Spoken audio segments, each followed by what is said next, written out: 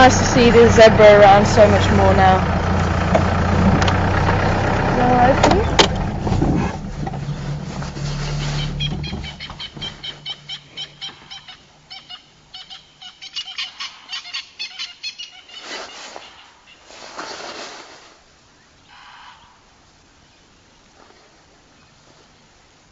you? Nine, 10, 11 zebra here.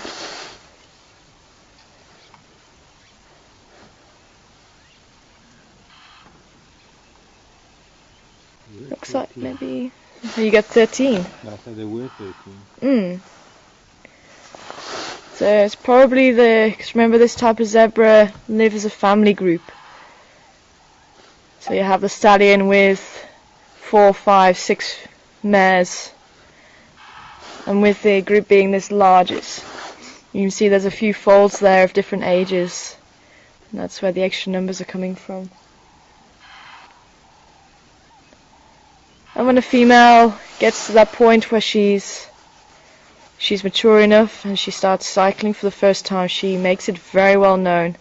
Stands very prominent with her head up, and it's just known as an estrus stance. And she really will advertise the fact that she's ready to mate, and the males in the area will try and compete for her and steal her away. But it won't happen that the male that steals her away will be able to make her fall pregnant. So what happens is every time she does come into estrus, this stance becomes less and less, and eventually when a male does take her away from the group, he ends up mating, and then she falls pregnant and she ends up staying with that stallion.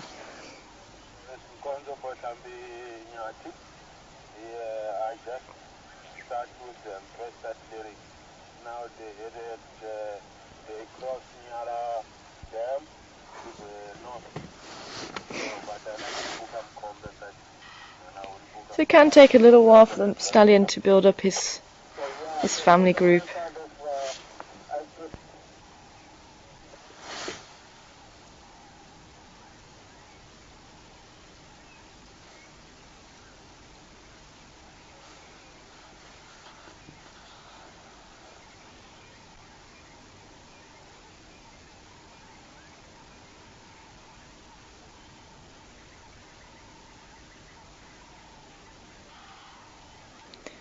This impala ram is snorting quite a lot up ahead of us. Maybe there's another large ram around the corner, but as I say, we are coming to the end, or coming to the close of the rutting, so smaller males are being tolerated once again. And I don't know if you noticed, as the impala herd were crossing, there's quite a number of fairly young males, maybe about 1-2 years old, who were with the group again.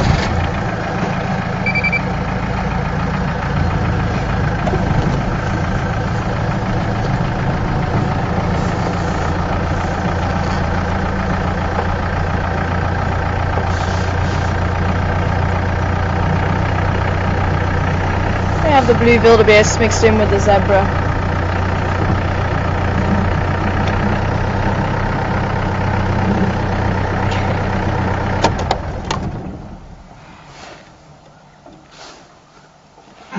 So it was quite a nice shot there. All the zebras. Yeah.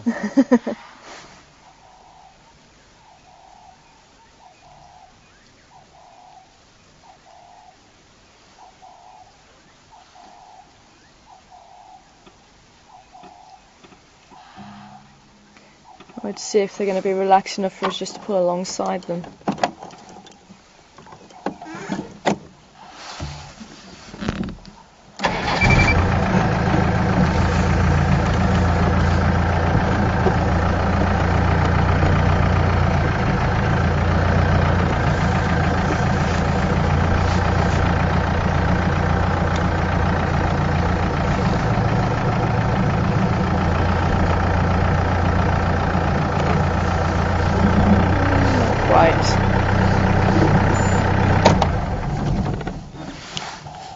Alrighty, we have our first question of the morning.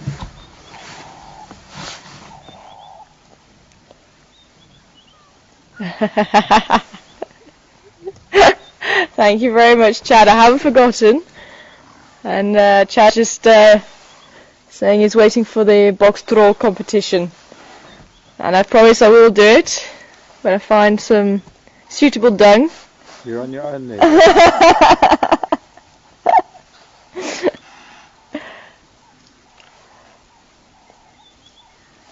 I think it might be a while before I have Patrick on camera with me again.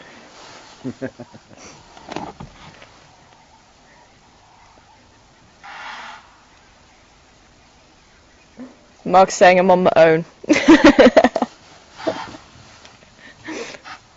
I've got to have a competition against somebody. Mark how far you can spread it. You keep trying to beat your own record.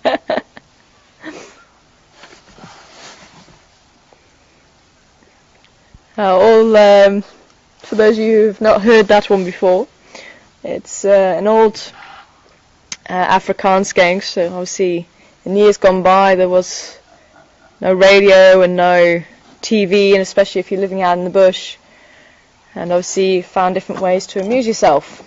And so the Afrikaans people who were living out here decided to spit impala dung out their mouth and see how far they could spit it.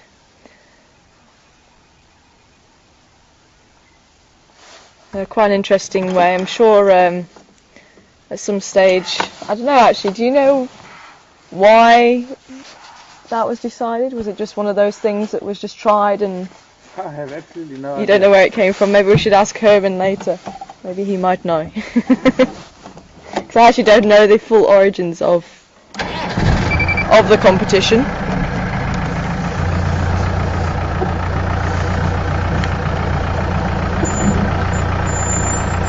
But you have to get fairly dry dung and fairly small dung. It doesn't really work with large sized dung. The zebras are now quite nice and light, so let's see if we can. Well, I'm moving into nice light. I'm just thinking I might just move past the bush. This ram's coming towards us now.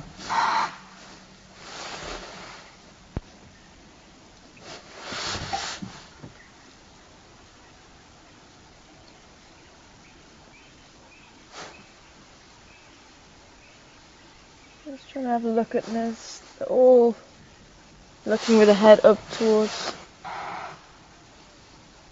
a similar point, but I don't know if it's just him just upsetting everybody. Yeah.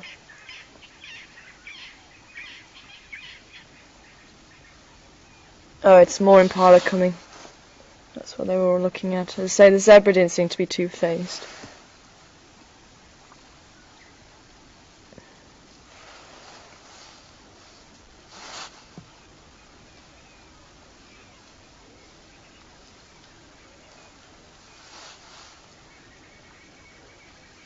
Oh, moving into such a beautiful light now.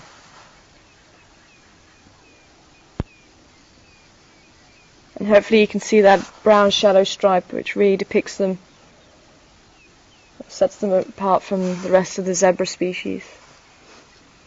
It's that brown grey stripe underneath the black and white stripe on the rump area.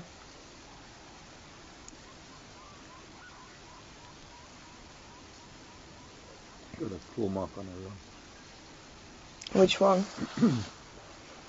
One that's Yeah, that's quite that's quite an old foal.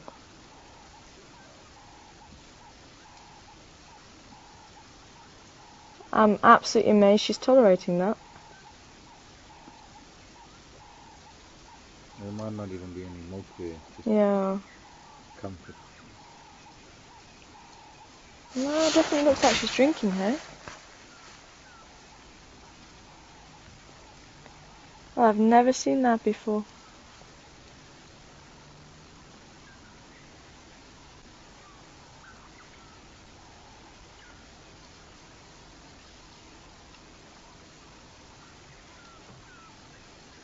So this is quite an old zebra. And it's just amazing to me that that female has allowed that zebra to drink when she's so old. So I'm just wondering if the zebra behind that female is her other foal. You can see it's a little bit smaller.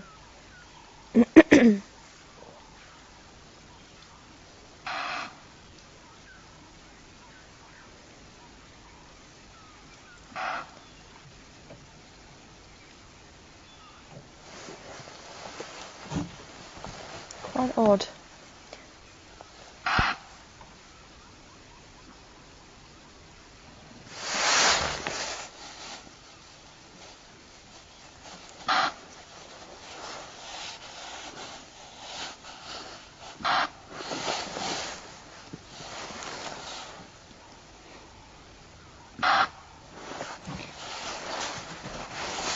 These zebras have a fairly long gestation period, roughly around a year, and they're not really seasonal breeders.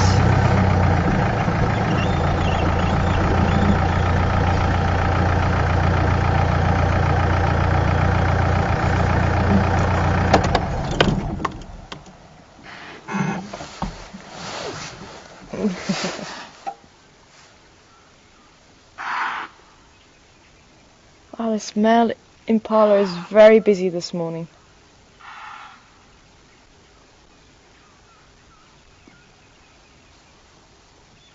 That little boy running after.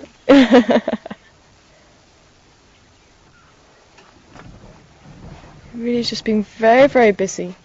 Very. Have a message coming through, okay.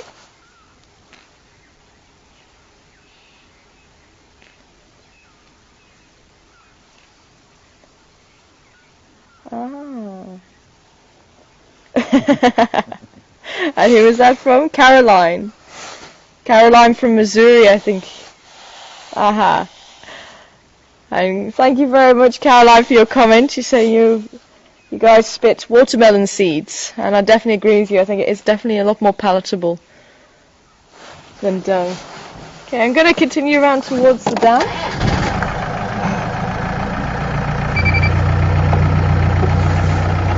See if we find any tracks or anything around there.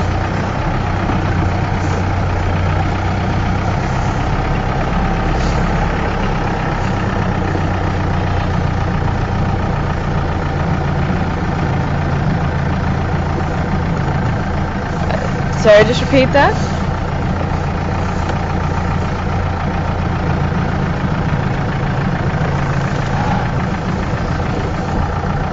Oh, okay.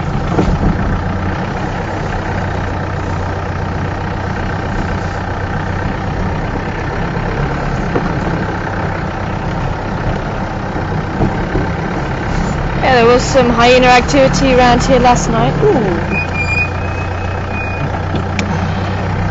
Okay, unfortunately there are flowers that are obviously dying off now, but there's one flower here that's still here, and I'm just going to try and see if I can angle the vehicle. Is that okay? This is one of my... More to the front because I can't... Sorry, more to the front. Okay, I'll try and get it now. It's just very awkward. It's just... Yeah, I know. Okay. And tell me if you get it. It's very awkward. Yeah. Right okay, let me just see if I can...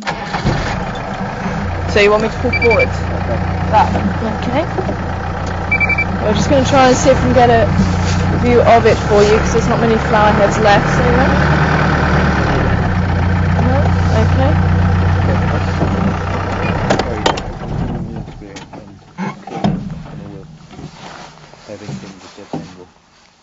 Okay, what I'm going to do is just grab a leaf, because this, as I say, is one of my favourite flowers, and I just want to show you the leaf quickly.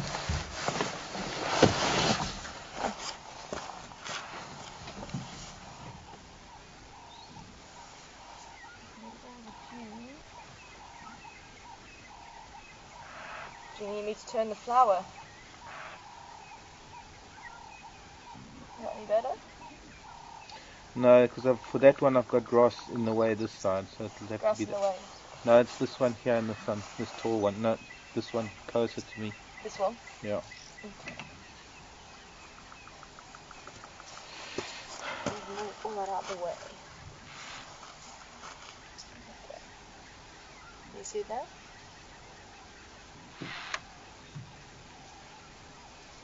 Yeah. Okay.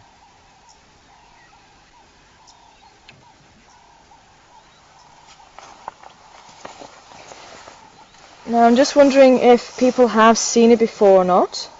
Yeah. Well, So I just would like to know if anyone remembers what it's called. Because you may have seen it before. I'm just gonna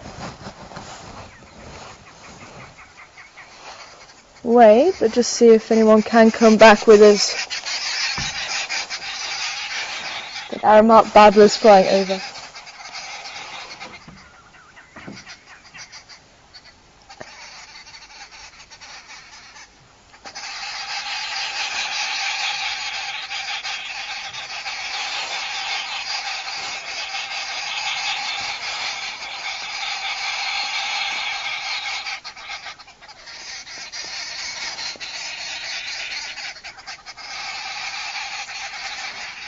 I think this could be two families. Yeah, I think so. Because we've got...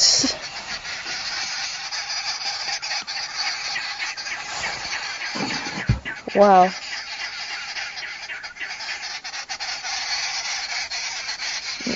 Okay, so Bobby G from one of the chat rooms asking if it's an orchid. Not quite. So I'll show you one of its special features just now, but this is actually quite interesting with these Aramark Babblers. It's the first group that Mark got flew onto the next tree, and the group that's just behind us now that Mark's got now followed them into the tree you just saw the first group in. And so with them being quite separate and with there being a lot of noise, I actually think there was two families. There you go, the family's coming back now that the other group's flown off. The other group's actually come back to the tree behind me.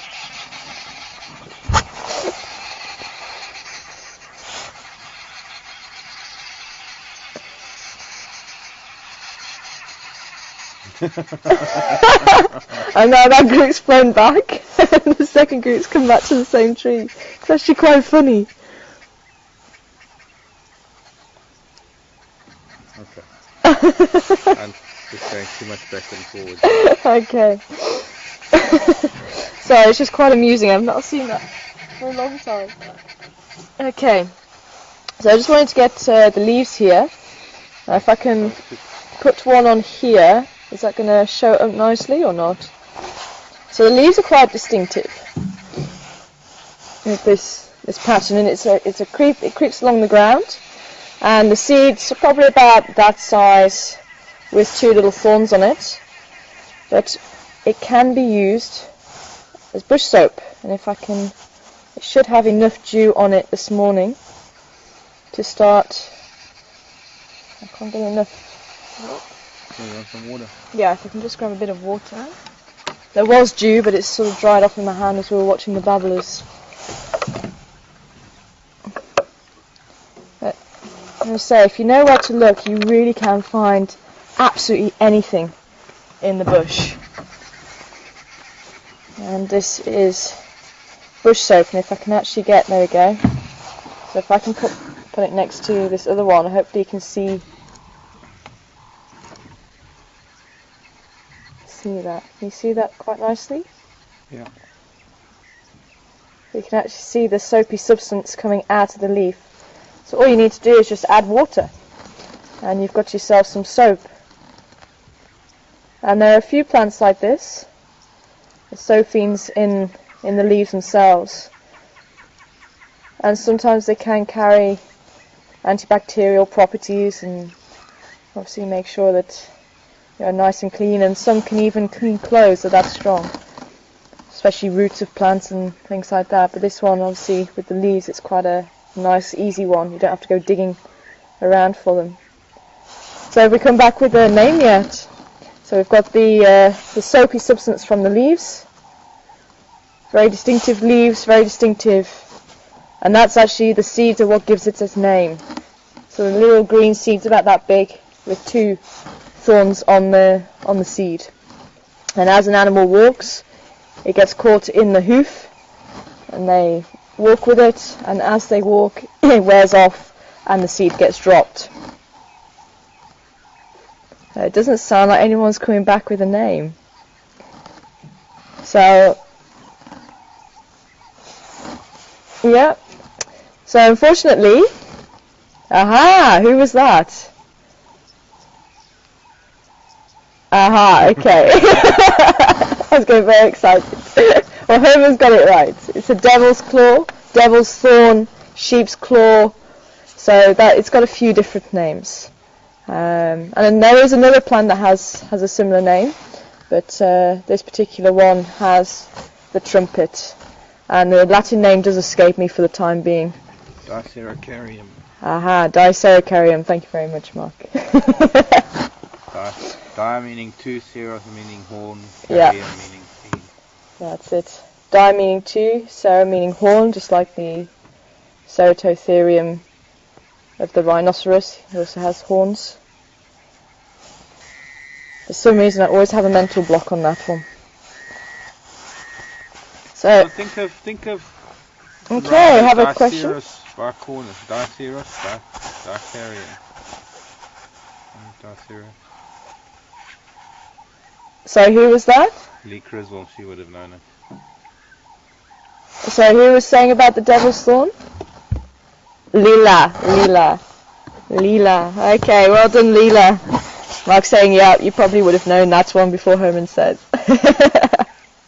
So, okay, we have a question coming through.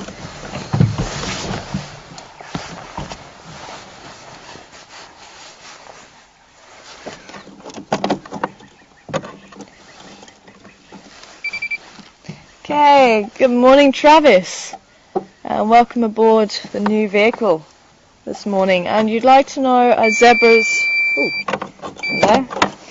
The vehicle's beeping at me this morning. You'd like to know a zebra is considered a horse or something different, and they are part of the horse family. They're in the order that with the same as rhinoceros and tapirs from South America. They're in the order Perissodactyla, or even-toed ungulates is their other grouping name. And obviously zebra and horses have sort of one hoof, rhinos having 3 toes, same as tapirs. So they all in the same order together, and also very poor digestive systems, as opposed to the impala and the wildebeest, who are ruminants. So they are now in the new order Ruminantia. And zebra also the genus Equus. So I think unfortunately there's been a bit of name changes with this type of zebra. Let's say they used to be called Burchell zebra, so it used to be Equus burchiali. But again, with the name changes, the zebra in East Africa are quite different to the zebra down here in South Africa. So the people that decide the names decided with the shadow stripe on this zebra down here. I think the ears are slightly different, but I forget which way around it is. They're either large or small. They've decided now that in East Africa that's the Burchells, and down here in South Africa is the plains or common zebra. So they've changed the name to Equus guacha. And obviously the guacha was an indigenous species down here in South Africa, and that was the one that had half brown coat with stripes down the leg. But nonetheless, that's its Latin name now.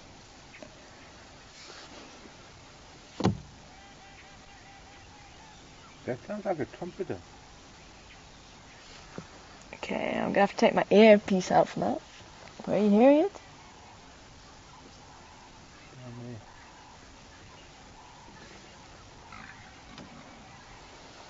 Okay, Let's see if we can go down and see.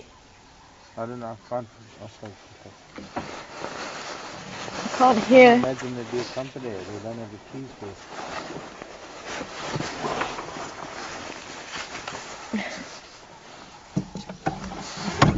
Oh, sorry, dude. Something else, maybe it's a gravel or something. Yeah, I think so. It's not too confident. Okay, you ready? This is very awkward when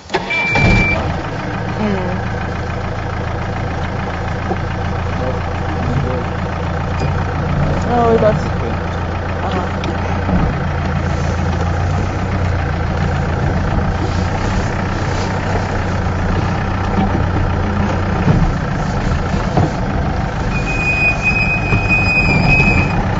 It sounds like it's a very quiet morning again for game drives going out. Some of the lodges haven't had guests in camp for a couple of days. Obviously it's going to be very, very different in June when we have the World Cup. I think all the lodges are going to be very, very busy.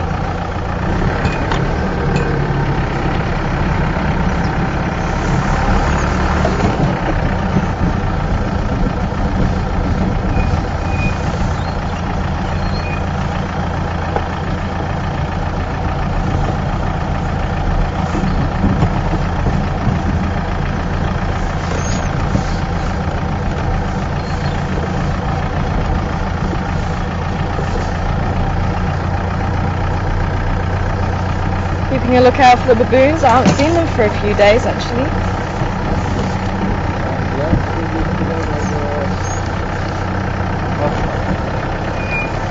Sorry? Ah, okay. Graham said that yesterday there were sows, so that's obviously why we haven't been seeing them.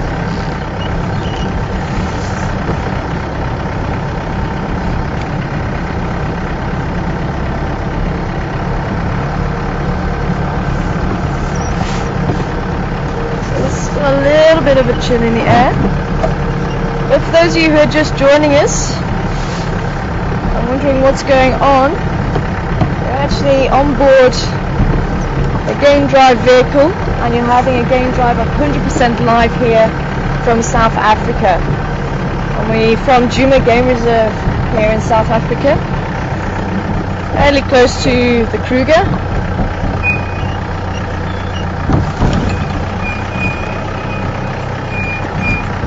We're on board the new vehicle. This is not Jigger this morning, this is the new vehicle, so you're actually on board the first proper game drive we've had with the new vehicle, which is very, very exciting.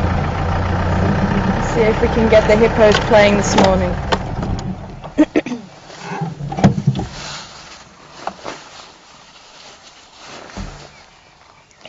And just to introduce myself, those of you who don't know me, I'm Tara.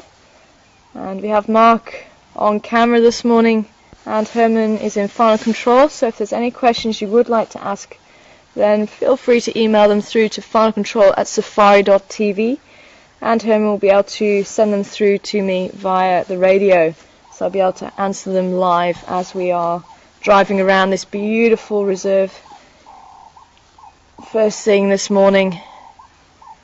And there's been a lot of mist this morning. I can see the mist is starting to move now, and obviously as it starts to heat up, the animals should start to come out from the bushes and move around a little bit more. You might be wondering, how on earth do hippos cope with such cold temperatures? And the reason being, they have quite a slow metabolism, so they don't actually have to eat constantly, because obviously if you have a high metabolism you lose heat a lot more quickly, and you have to eat constantly.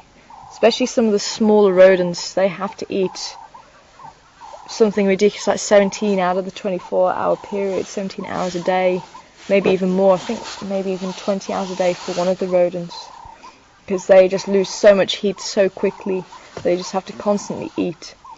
So if you take it to the other spectrum, The hippos can spend maybe 17 hours a day in the water.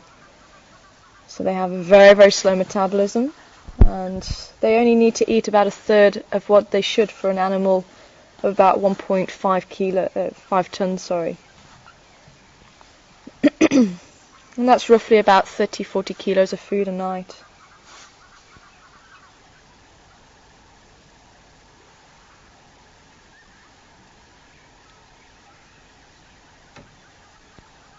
And obviously during the day we'll see them coming out to bask in the sun a lot more than what you'd see them in the height of the summer.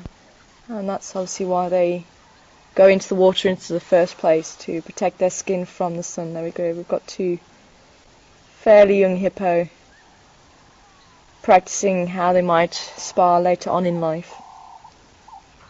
You see the teeth are going to be the major weapon. And hippos will fight on land or in water.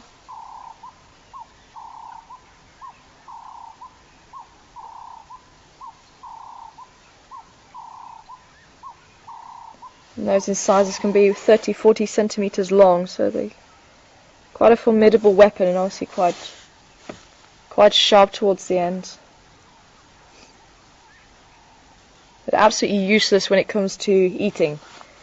So they won't use the teeth, the canines, or the incisors for eating vegetation. They use the horny lips, or the hard lips, to chop off the grass, and then they suck it to the back of the mouth. We've just got a grey heron flying in. That is beautiful.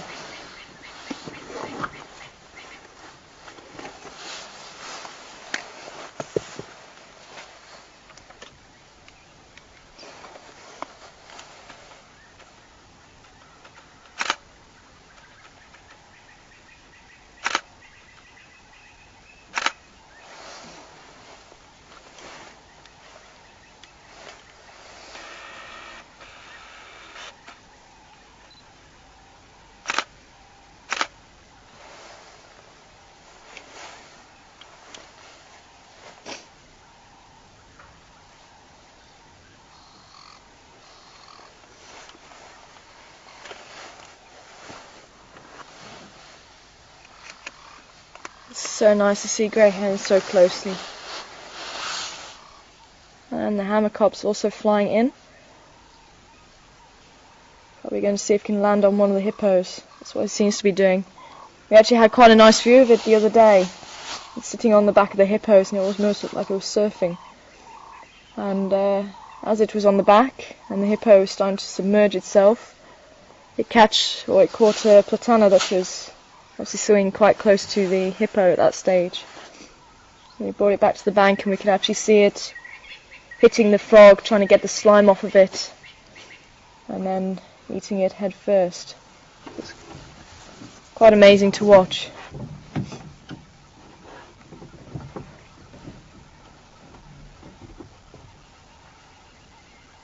Hammercop just meaning hammerhead, from the shape of its head.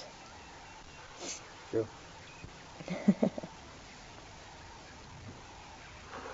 Oh wow.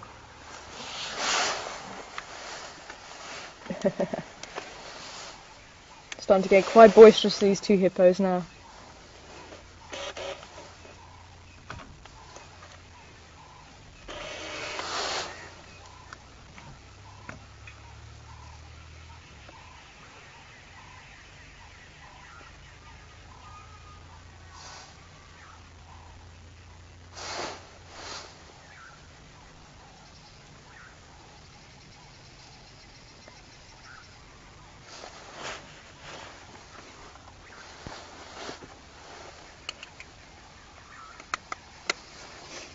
Just want to see if they'll...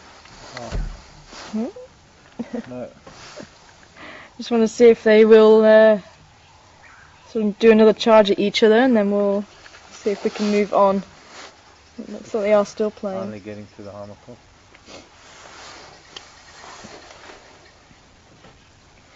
Okay, we have a question coming through.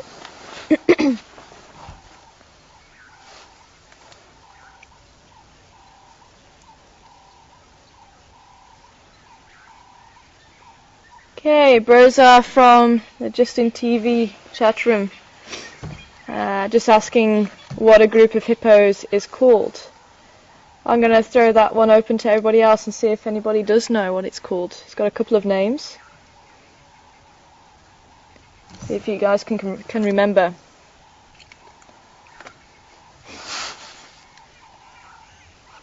Cindy? Yep, Cindy, it is a pod. Pod, and its other name, does anybody know its other name? So we've got a pod of hippo. It does have another name. Can be anywhere between 2 and 50 animals, but the usual is about 10 to 15 in a pod. Let's see if anybody knows its other name.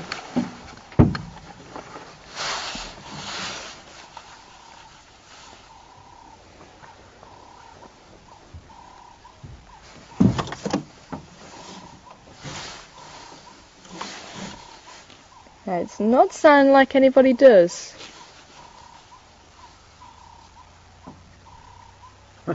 Booba. Pan of hippos. Not quite. Although that would make sense.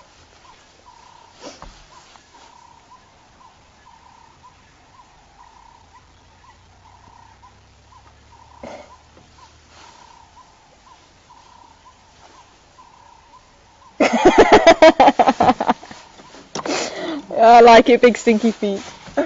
I'm not sure if I can actually say that one.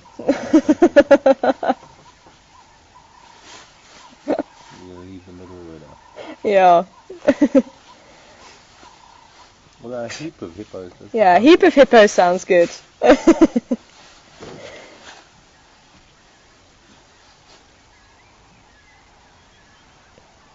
fact, I actually prefer a heap of hippos than what its other name is.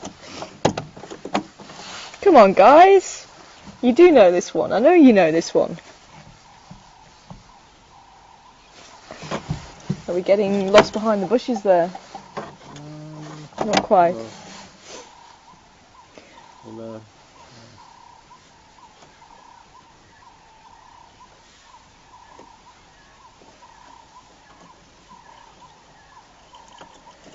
Alaskan Woman. I like yours as well. Thunder of Hippos. I've not heard that one. I'm not too sure if that is one of its collective nouns. And who said a puddle? Who was saying puddle of hippos?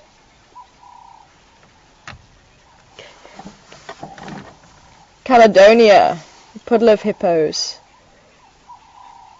So I actually think these are better than its proper one. Okay, I think I'm going to have to put you guys out of your misery. Even though you're coming up with some good answers. A crash. No, not a crash. It's a crash of rhino. Okay, it's other one. Ah, who was saying that one? Go forward. Patrick. I think that was a Patrick. Oh.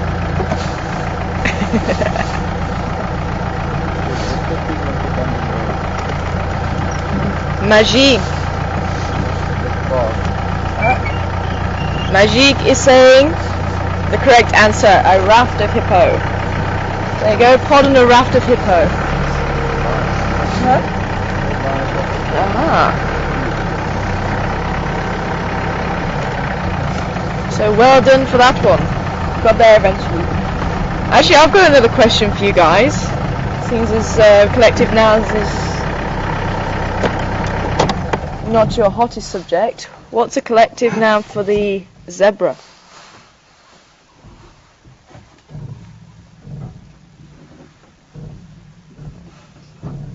Okay, what I'm going to do, because we're probably going to be seeing these guys playing quite a lot on the down cam throughout the day, so I think I'm going to continue on and look for some tracks of the spotted animals. Hey! Magique and who?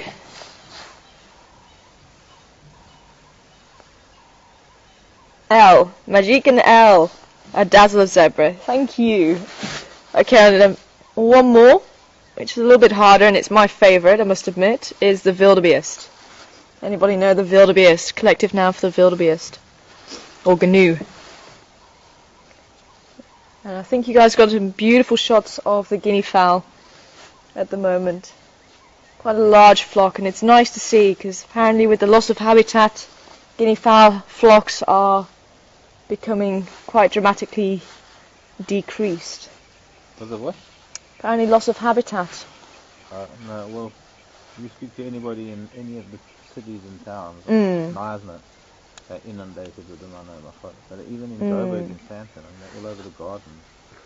Yeah. They're adapting. In some areas they are becoming decreased, and one of my friends was saying that they were actually thinking that it could become vulnerable in the next few years or so, which I never thought guinea fowl would. As you say, they're quite adaptable. You start to see them more around towns and cities, so maybe that might be their saving grace. The problem with that is that dogs and cats are getting the chicks so much. Yeah.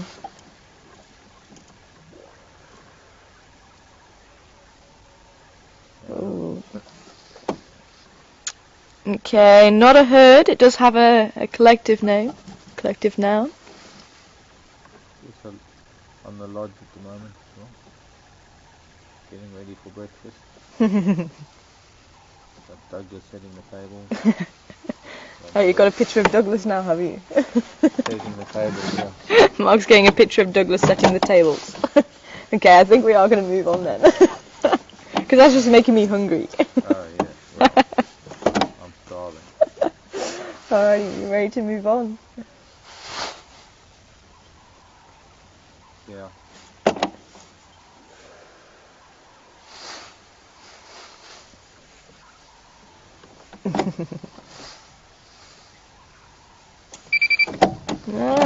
So. Let me get time over this bar first. Well done, Dave. Thank you. Somebody's got a list of things. Yeah, I think someone has got Liz now. So it's an implausibility of wildebeest. So I think that is possibly the best one. I love that noun. An implausibility of wildebeest. Why? I have no idea. I think someone had a little bit too much time on their hands to come up with these, and some could argue I had a little bit too much time to read through them and learn them. But that one definitely stuck in my mind. I love it. Implausibility. Dazzler zebra is quite nice.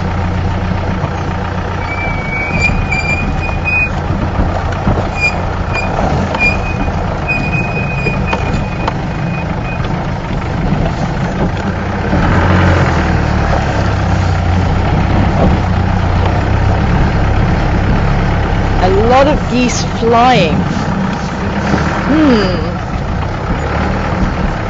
So I think, okay, someone's throwing one back at me. What's a lot of geese flying? Now I always knew the geese on the ground was a gander of geese. So I'm not too sure about the flying one.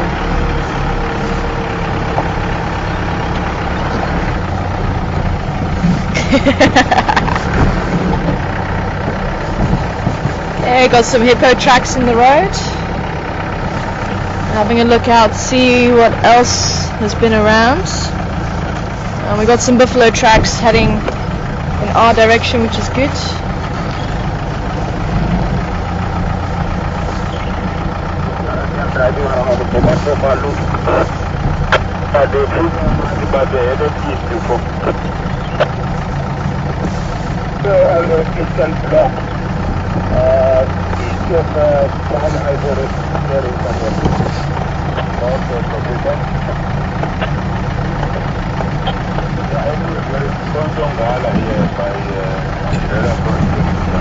Oh, a gaggle of geese, sorry.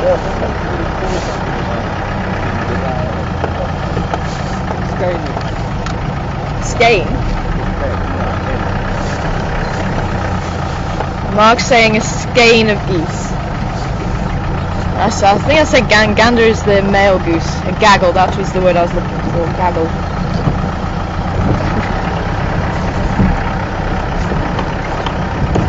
A gaggle of geese.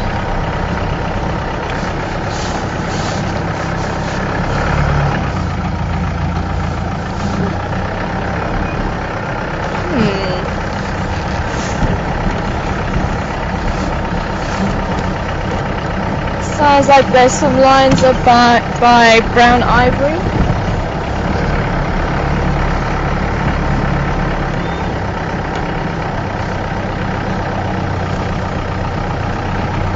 Unfortunately, it's a little bit far out of our signal range.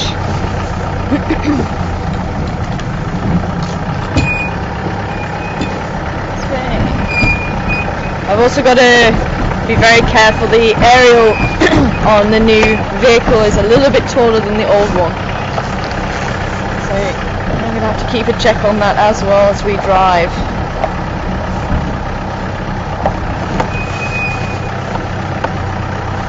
Okay, how are we doing with this one? Alright, through the russet bush willow.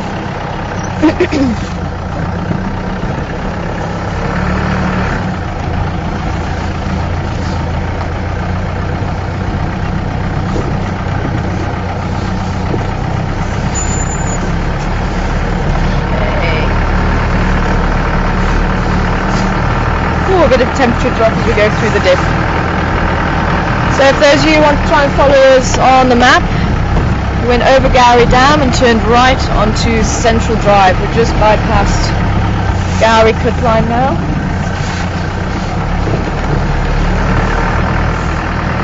And so far I've not really found any tracks apart from the hippo and the odd one or two of the hyena. Unfortunately they weren't in very good condition to try and show you, and so unfortunately the light's slightly wrong, so you're not really going to see them too well. And I'll see if we can find some clear tracks for you.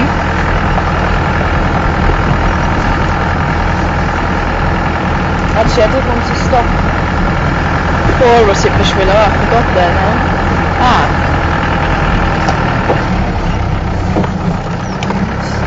I'll stop quickly.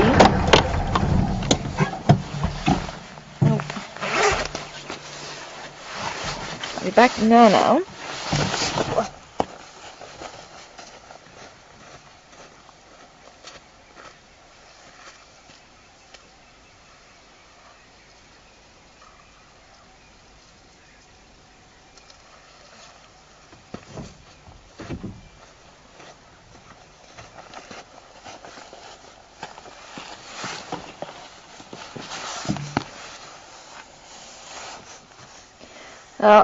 Hopefully, if some of you were on my drive a couple of days ago, we were discussing the large fruited bush willow, and I just wanted to quickly show you the fruit of the large fruited bush willow, because at that stage I didn't have. So let me put that one on there.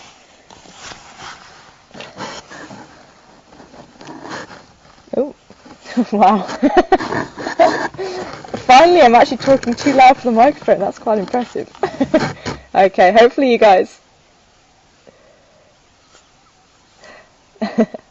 guys can hear me now. I'm also conscious that I speak very, very quietly, so, but hopefully you can see what's going on here. It has been attacked slightly from something that's been going on here. Looks like some form of insect, quite possibly eating the outside, but it's also been dying back as well. You can see the brown here, quite possibly a fungal or bacterial infection, quite possibly as well. And sometimes at the base, which I was just looking for on them, you'll get a tiny little hole of an insect being sort of made right in the bottom of the seed, and that does make the seed null and void, because the insect will obviously develop inside the seed. As yet I've not been able to find, actually Mark, you might know, do you know what type of insect? One of the weevils. Just a kind of weevil, okay. So it's a weevil larvae that will bury themselves in the seed. But these are very, very characteristic of the bush willows, as we were discussing a short while ago. Large fruity bush willow, and one of the uses of the large fruity bush willow, if you take the leaf and you can get to mix it around with some oil, you can actually get a back rub, quite a nice back rub. And let's say it's quite a useful tree in that sense. But this is actually one of the larger seeds of this kind, of the bush willows.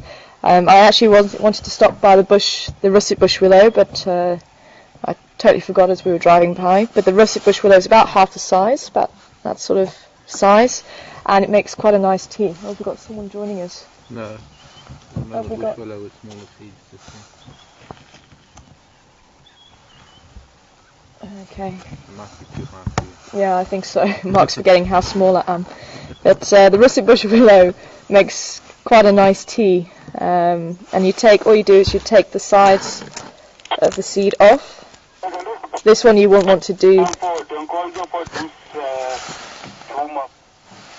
So you just take the sides of the seed off like this, and then you'd make them, sort of rip them up, make them quite small, grind them down, and then make a tea from them for the russet bush willow. As I say, it's about half the size, and I've been seeing a few around here recently, and Mark was saying you could see one further back, but I think I'm going to struggle to get the seeds from it. But that's how you'd make a tea from the russet bush willow. But as I say, I wouldn't recommend trying any of the other bush willows. I've not read that you can make a tea from them. I just wanted to show you the seeds while they're still around.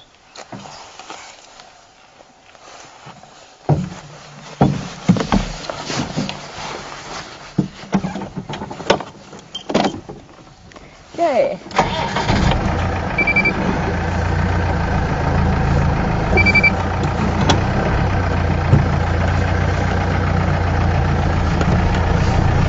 Fabritum zahiri is the Latin.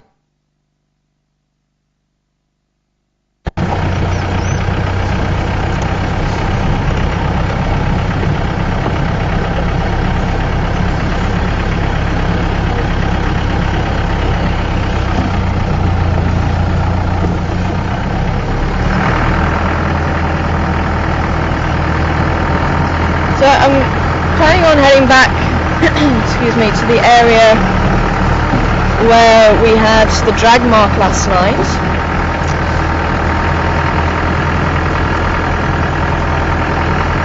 And just see if we can find any tracks around. We had a hyena up at Wari Pan, so I'm also going to try and see if we can have a look around that area too.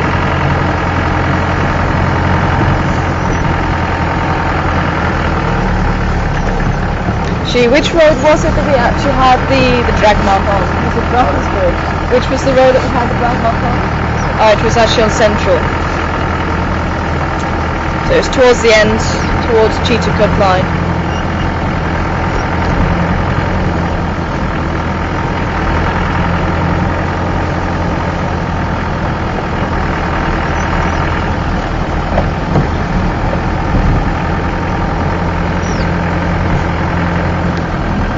No fresh dung in the rhino midden this morning.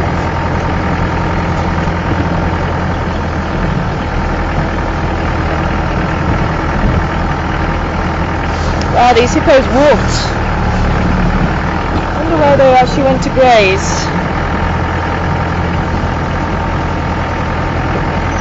They can roam around 10-12 kilometers if they really have to. Tends to be a lot less than that if they can. Looking for any food available, probably on the plains.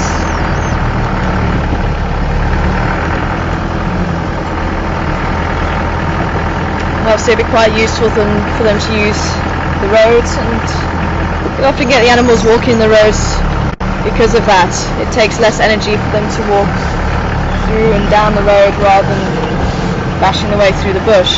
That's why you get the game pass being formed, because every animal will take the easiest route. So if one animal takes that route and the next animal follows and so forth, then you start to get this little path forming.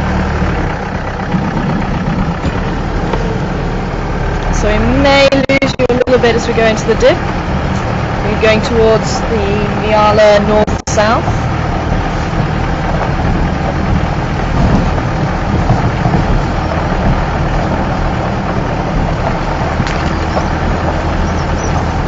Okay, we have a question coming through.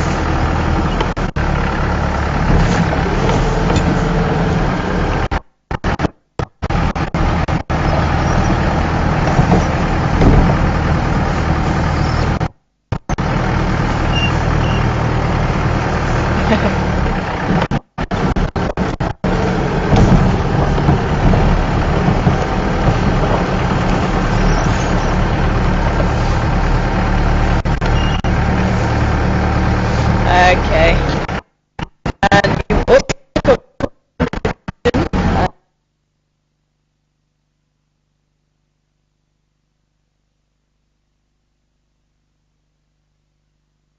have to repeat the end. I only got the first part of it.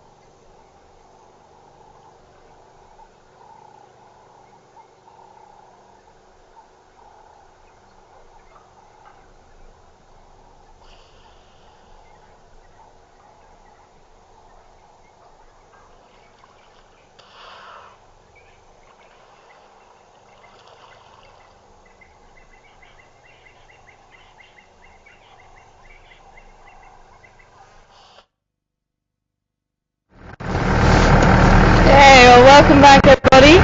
Unfortunately, as I say, just in that little area we do get a bit of signal break because it's going through a dip.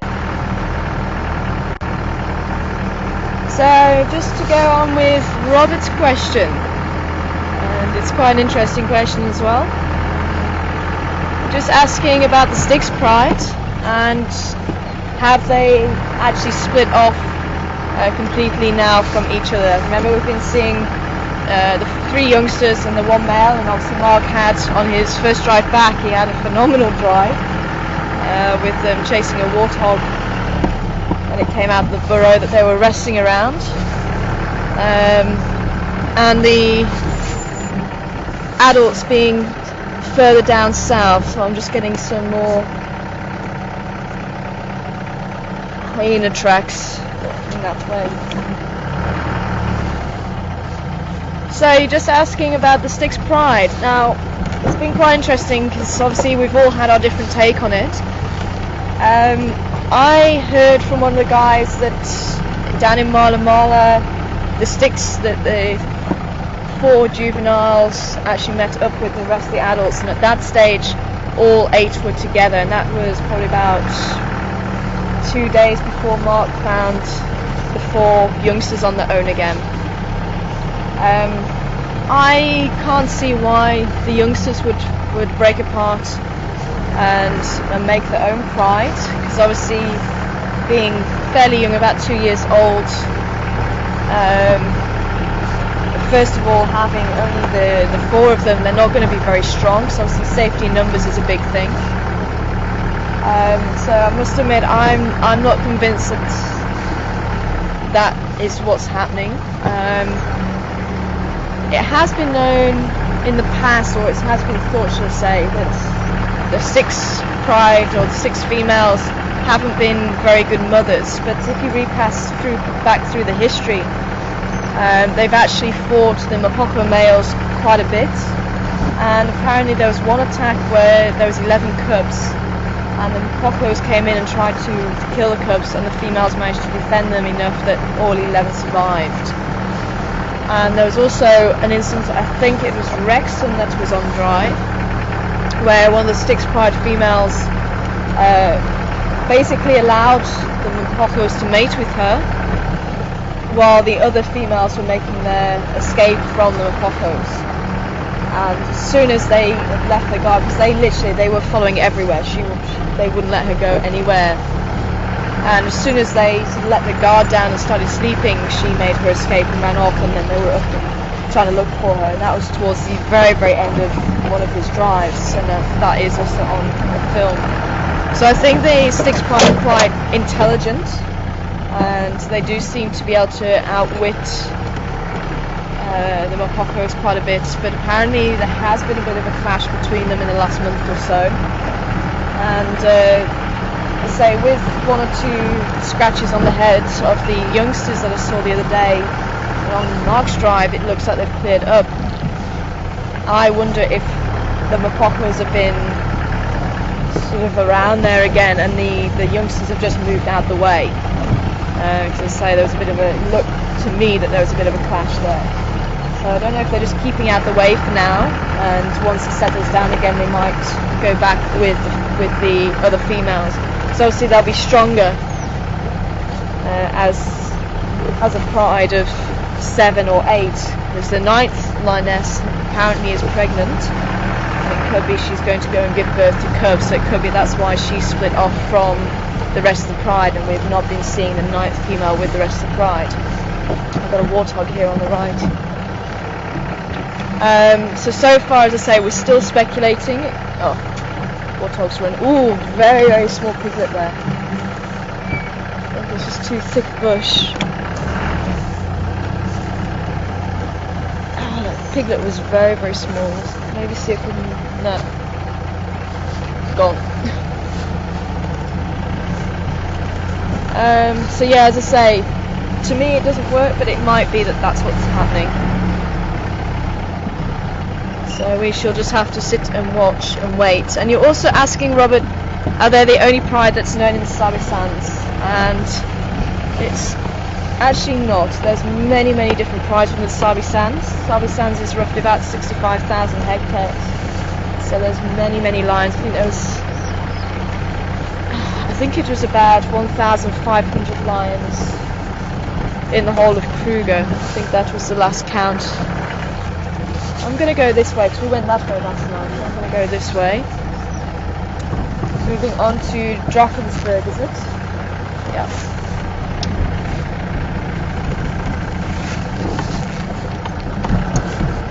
So yeah, many, many different prides, and we have the Styx Pride, which is one of the prides that come onto our concession, which is 1,000 in the whole scheme of things, or our part of traversing area, should I say, in Juma.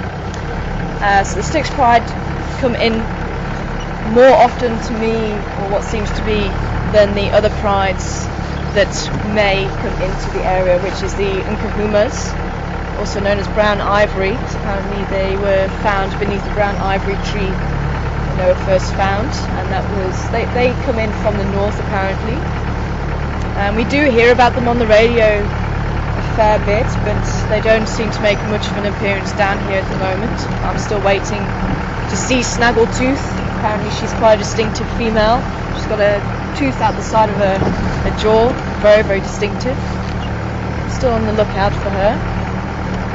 And again, roughly around 8 in the pride, but a few more sub-adult males, so that's apparently how you can tell those that pride apart, as well as Snaggletooth.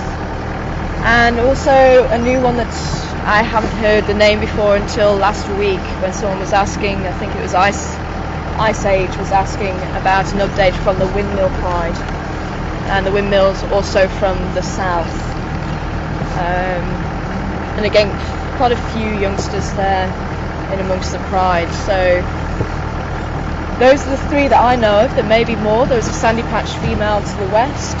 Unfortunately, I think it was the Styx Pride that killed the rest of the Sandy Patch Pride a few years ago now. So there was one remaining female with possibly a cubs. We haven't had any more updates of her. So we shall sit and wait, see if she has just disappeared. That's apparently sometimes she does.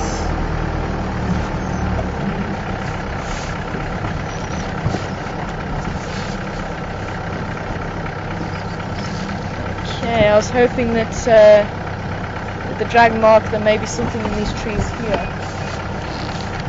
There wasn't really much around. Yeah, I just want to just see myself, because oh, this is Battelier, that's where I get myself confused. So we had Drakensberg behind us and Battelier's here. I'm just going to drive a little bit down here, but I might just turn around and go back towards Guari Pan. Or I might actually be able to do turn around, because I haven't driven here much, so I get myself confused here a little bit still. So I just want to have a quick check. Actually no, we could come back onto Mamba. I think I might just turn around and go back towards Guari Pan and just see. Alrighty, so we have a question coming through.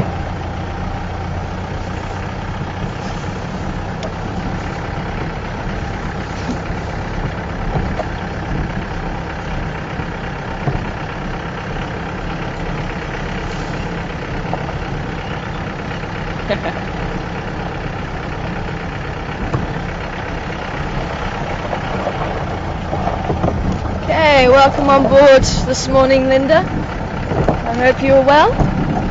And you're asking, you've been watching the Nkoro down camp, and you've been seeing hippos come and nap there for 5 hours or so. Is it unusual? Well, especially in the areas where there's a lot of water, hippos do seem to move around a lot more than when there's not too much water. Especially with the males being territorial, they tend to stay in one place. But as you saw from Gari, we've been having hippos sort of move in and then come back there for a few weeks, and then they seem to move around again.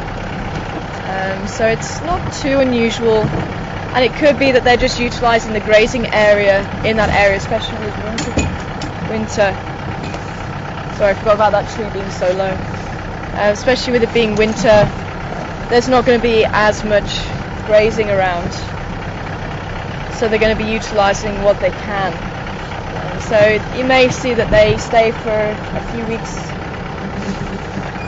in that pan and then move around to another pan or down if that pan dries up or grazing gets better elsewhere. Is that a big timber plant in the back? I can see it.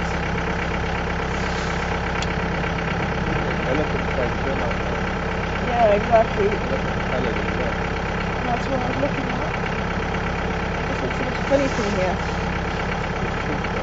Huh? Ah, it's a marula tree stump. Even Mark was convinced it was possibly. Yeah. Yeah. Oh, I thought you were looking with the camera. Just see. This is what caught my eye just then. But then it hasn't moved. That would have been quite a good spot if that was something. Yeah, in the centre of the picture. Okay, in the centre of the picture apparently. And then I'll zoom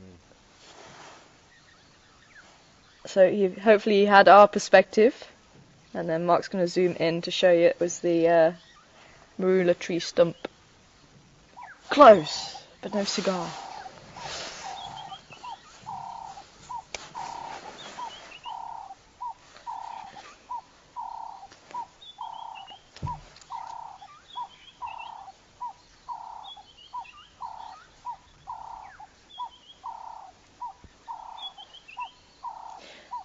So yeah, Linda, just to finish off your question, you may see that behaviour a little bit more during the winter. Certainly in my old reserve, we used to have 12 or 15 different dams and pans, and the hippos would certainly move around quite a lot,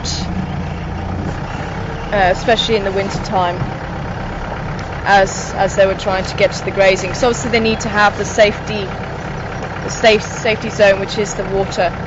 So if there is a body of water closer to where they are grazing, then I can't see why they wouldn't use that as a safety mechanism or safety device for them, especially if they're a long way from where they would usually be. Gee, is it around here where those pans that you tried to show me? Are they through there? Yeah, is it through there?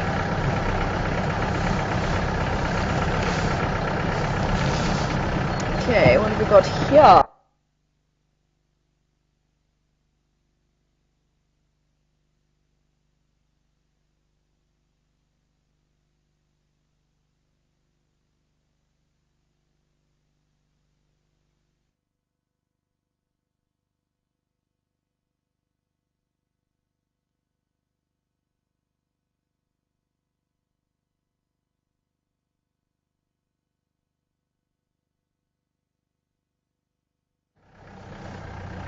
Okay, sorry folks, we just lost you there for a second. We just it's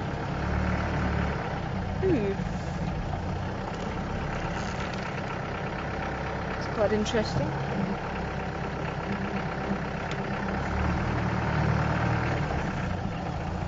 I don't know if you're going to be able to get it. Let's certainly try. Is that going to be better for you? Just there. I'm going to go and investigate, but see what you guys think as well.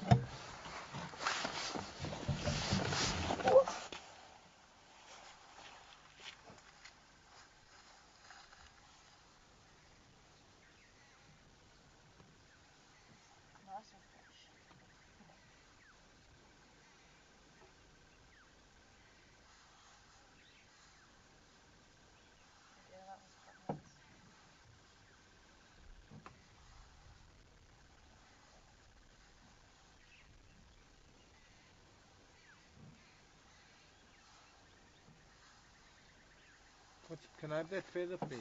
Sorry? That feather. Oh, didn't see the feather. Guinea fowl. Is it? What do you say? Nightjar. No, guinea fowl. Guinea fowl. With the spots. So Mark wanted me to pick up the feather for him. And it looks like it's a flight feather. Because of this long shaft here, but you can see it's just offset. Whereas if it was just a normal body feather, you'd get the shaft moving, or shaft with equal parts to the rest of the feather.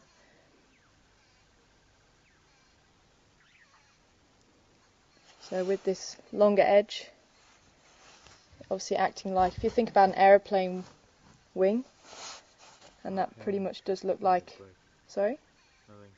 Oh. It pretty much looks like an aeroplane wing. If ever you've sat across the wing, you can see you'd have a fairly small part it's fairly flat, and then as the wing gets adjusted when you start to fly, you get the parts being extended to make obviously the large area for the airflow. And basically it takes longer for the air to go up and over the wing than it does to go under the wing, and that basically gives you the lift.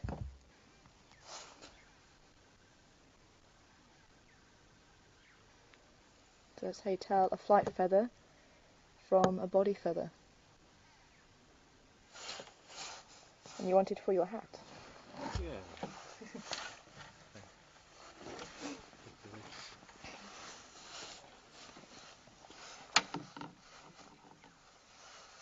Okay. Aha. So I'm back. Yeah, I didn't.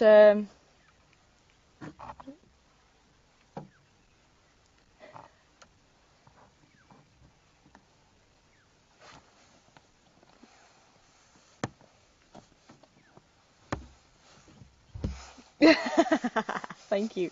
So, did anyone come back about what dung that might be? Not yet. Well, hopefully it gave it away a little bit. at first I took a stick to take it apart because I thought it might belong to one particular animal. But when I looked inside,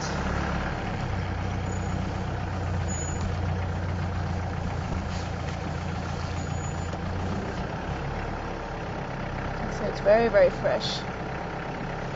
So I was also looking around for any tracks.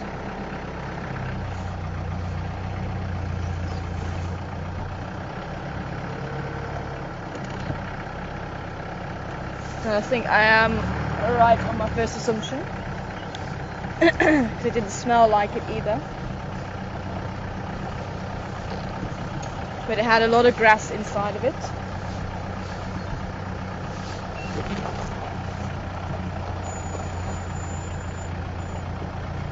And my second assumption, or my second thought, was the horse family. It's the right size, but it generally is the kidney shape, and that's what I was looking for. But also, as I say, I broke it apart to have a look. It looked like some very, very, very, very, very fresh warthog dung. There's some tracks around there as well. It just looked very similar to to the zebra. It just had a leaf matter inside of it. Sometimes you will get other bits of insects or bits of meat or whatever, but it just depends on what it's eaten. So I just saw some tracks around it as well. So it looks like very, very, very fresh warthog dung.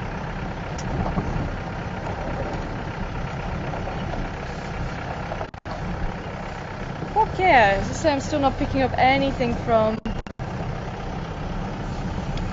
any of the larger animals at the moment, and it is starting to become a lot warmer. And no, I'm not going to do the box crawl with the warthog dung, it's far too big.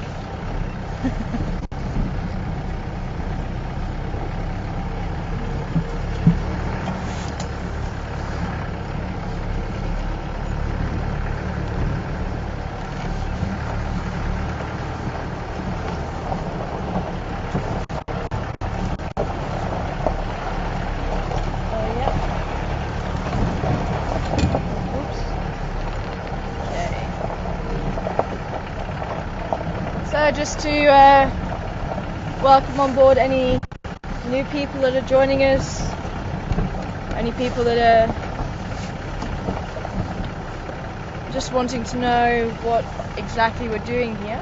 We are on a game drive and we are live from South Africa while we're doing it. So basically what we are seeing, you are seeing in its real time. So we don't edit anything out, this is live. 100% live, and I have Herman in file control passing on any questions you'd like to ask, and all you need to do is send in emails to filecontrol@safari.tv, and I have Mark joining me this morning on camera and myself presenting. I am Tara. As I say, if you would like to ask any questions, anything to do with nature, you are more than welcome to ask it. So the more questions that come through, the more information comes out. But I will be asking you guys questions as well. You guys are doing very well about the collected nows this morning. Sorry? We've got a vulture.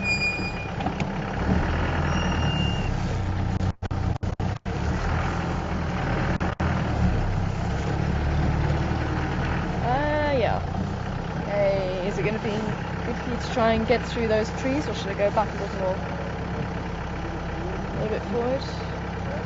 Okay. Let's see if we can get a view.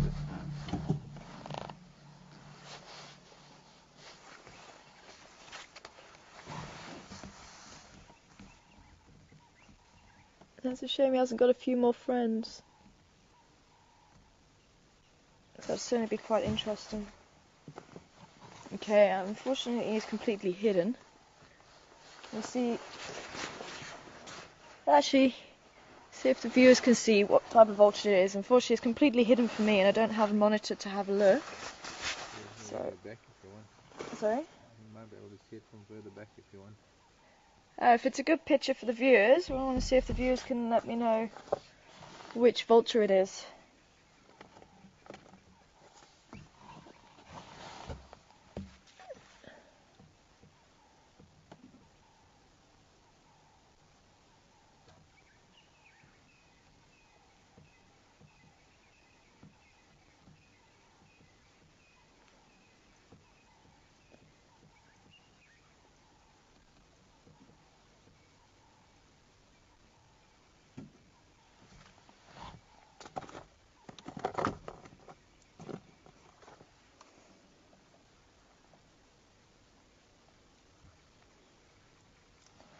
Any stations, is there an update? Morning, Tar. How are you? Good morning, good and you? Well, Tar.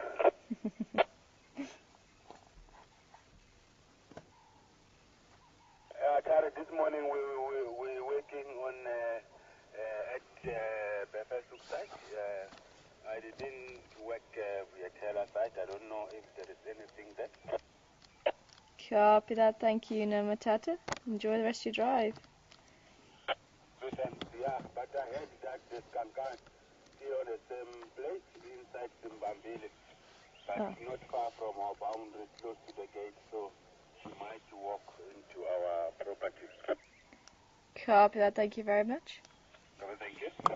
Alrighty, so I was just getting an update about what might be around here. Unfortunately, everyone's on Buffalo's Hook side this morning, so it is just us by the sounds of it here.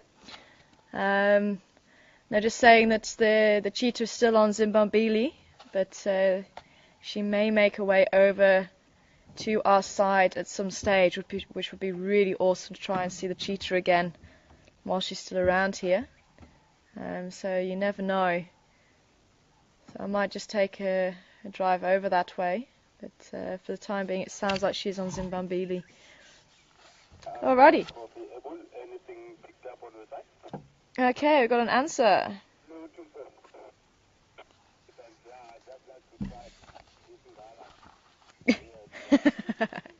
Edgar.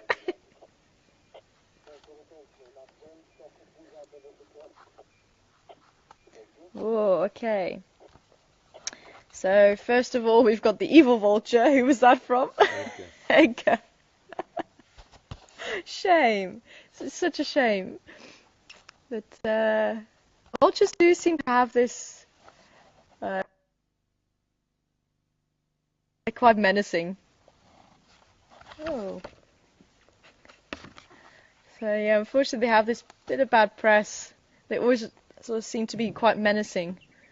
But obviously most of them just scavenge rather than hunt. The lappet-faced vultures have been known to collectively hunt. But again, I think that's on fairly rare occasions from what I can understand. But it always looks so menacing. But we also have Mike Moss, I think, saying white-headed vulture.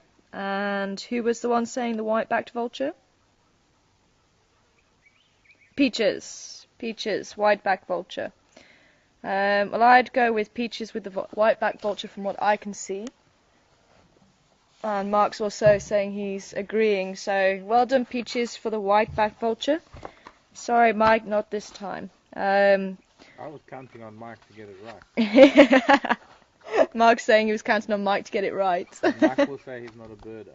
Aha. Yeah. No, Mike's saying it's quite hard to see from here. So yeah, so white-backed vulture. Also, we may get the odd Cape vulture passing through. So again, you just look for those two black patches. I remember one of my first drives, I couldn't remember which way round it was, but with the Cape vulture you have two sort of blue-grey patches sort of on the shoulder area, and that you can look for, especially when they're sitting like this, or especially when when they're sitting frontways on, and that should help to determine if it's a white-backed or Cape vulture, because they do look fairly similar. But it's the white-backed vulture we see more often here, and it does, from where I saw it to begin with, as I say, I've got trees right in my way now, but from where I was sitting earlier, it definitely had the darker rather than the black and white of the white-headed vulture on its body. Yeah, it looks like it's just warming itself up. So sitting towards the sun, exposing its front. And obviously that's another way that the birds can thermoregulate. Either sitting with their wings drooped and hanging out with the chest towards the sun, exposing that thinner skin just to warm up. Or they can sit the other way and actually sit with the wings out and allow air to pass over them, so it helps to cool them down. Cool. Well done, guys. Okay, we have a question.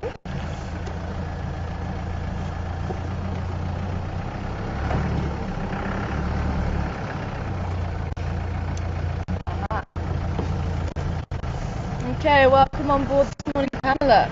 Asking if it was confirmed the cheetah made a kill the other day, and I think Mark did say we had an update from the rangers later on that day that she did have a kill, and it is quite possible that when the youngster was chirping for its mother, she wasn't responding, and as Mark said, it was possibly because the mother was busy killing the impala, and I do tend to agree with him with that one. She should have really responded to that cub pretty quickly. If she could have done, I'm pretty sure she would have done. So yes, it was confirmed.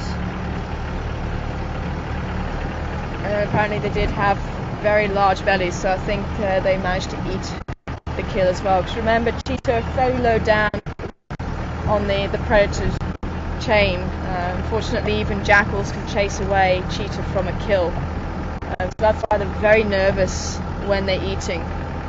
And if a mother with a cub or a coalition of males, 2 or 3 males, you'll often find as one's eating, the other one's got his head up and vice versa. So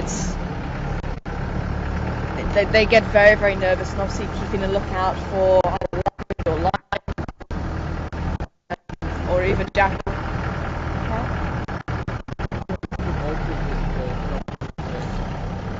Oh yeah. Cool. Alright. I think head down on go up towards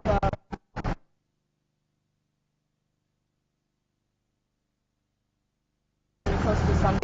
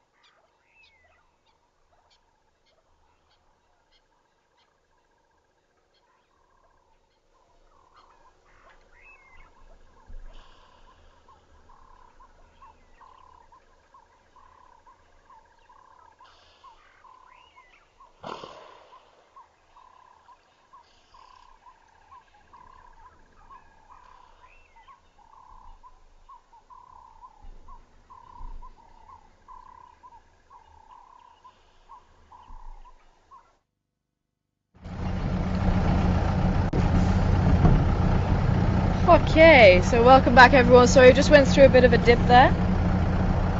Back onto Twin Dam Road.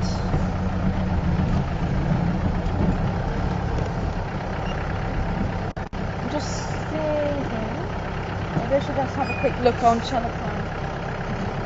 So I'm just going to turn around, just have a quick look at Chelapan, just in case there's anything there. And I'm just wondering if any of the people who have joined us and missed my opening, whether you've noticed a difference in the vehicle. Because we are not driving with Jigger, we are driving with the new vehicle.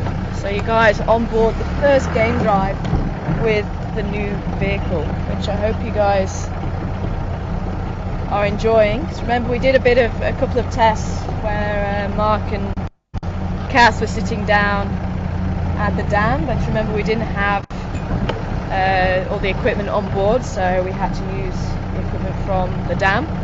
So this is the first proper game drive with all the equipment on board. And as I say, I'm still waiting to hear if anyone notices a difference with the actual drive. It's be quite interesting, or whether it's still fairly similar to Jigger, or if it's smoother. So it certainly feels much smoother to me driving. You don't feel the road as much as you do with Jigger. It'll be quite interesting to find out.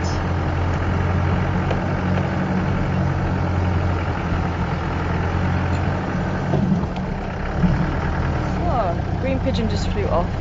I'm loving seeing these green pigeons. I keep forgetting that we have them down here. We saw about 15, 17 of them the other day, myself and Patrick.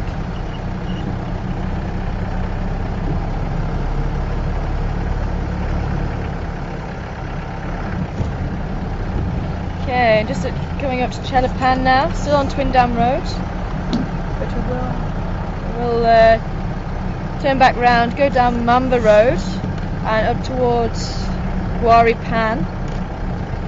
So I was having a look down Battalier and seeing if there was any sign of the cheetah. We had some the leopard.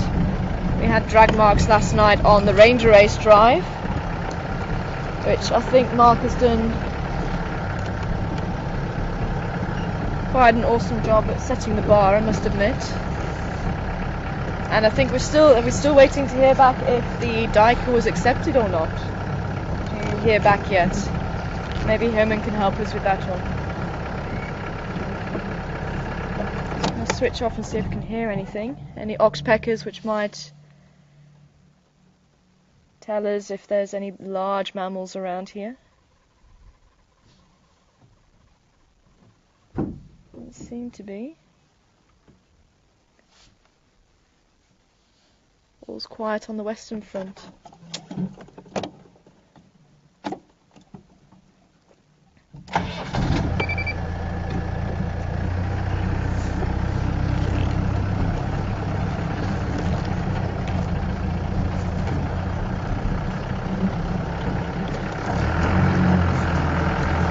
Okay. So we haven't really found any tracks of anything yet. Lots of hyena movement going all over the show, but nothing from anything too large this morning. See a beautiful zebra first thing this morning. And the impala. Ah, giraffe. Hey, hiding.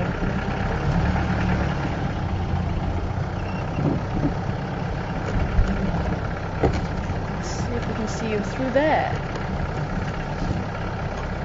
Is that okay?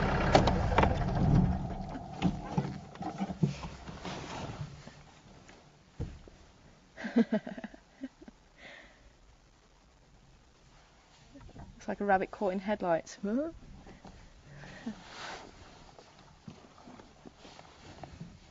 looking over at the other side there, I wonder if there's some more giraffe further down. Actually, how zoomed in are you? Can you see the neck? Quite nice, or is it still a little bit too far away? No, it's okay. Because if you guys can see, it's got its cheeks puffed out, so it's ruminating, and if you look for the movement in the neck, you can actually see about a tennis ball size moving up and down the neck. And if you zoom, if Mark's sort of close enough, you might actually see the movement.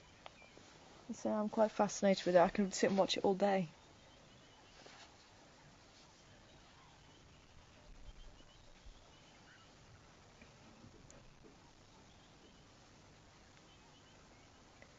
looking fairly alert.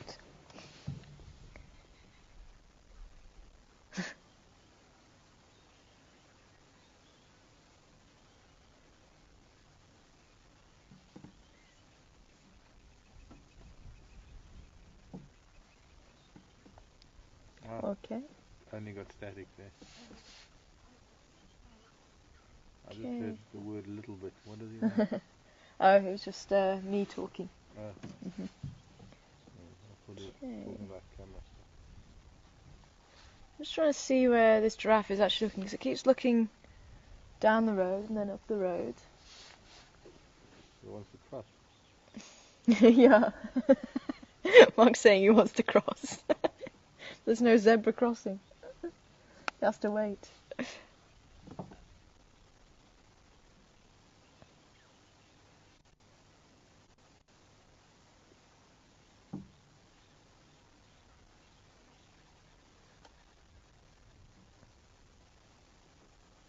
Especially when he looks down the road, the ears are very much forward, very focused. Come on, little one, what are you watching? I think it must be other giraffe. Doesn't seem to be too phased.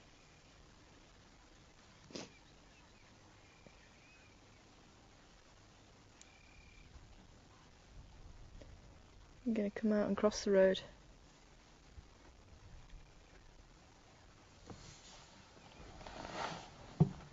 Let's see if I can just move back a little bit.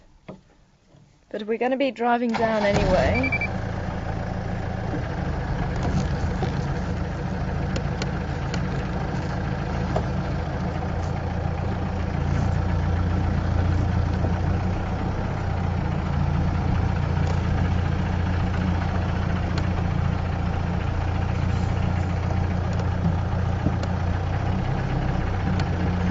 Hey, giraffe's just disappeared.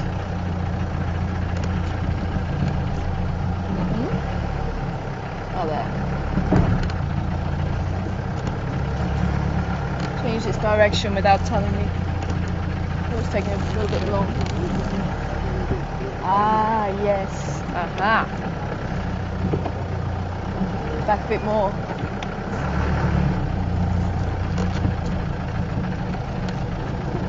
Yeah.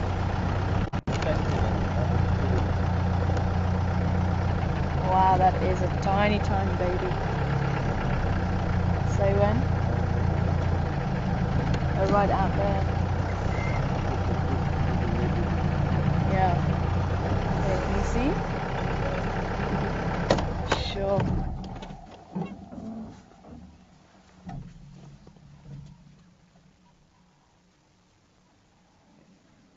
You can see it's not fluffy like a new newborn, but fairly close in size to the height of the mother's stomach. Remember, the newborns, they have to be tall enough to reach the mother's teats. So, oh, that's possibly why she's on higher alert than normal.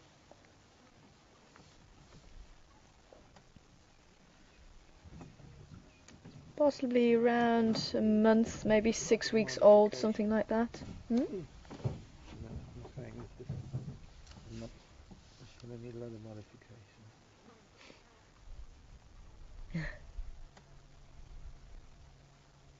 Beautiful.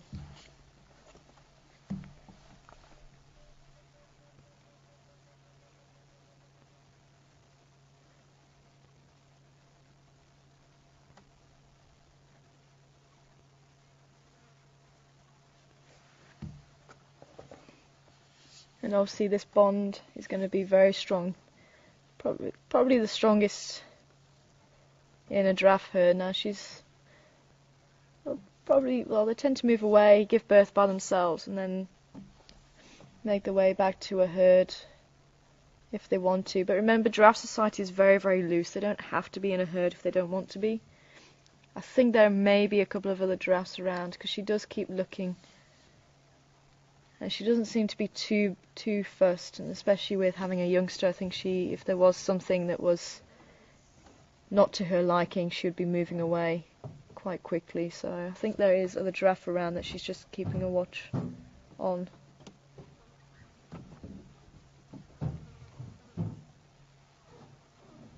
And again, fairly relaxed because she's chewing the cud. If there's something not quite right, then you definitely won't be seeing her chewing the cud. They're quite relaxed when they chew the cud.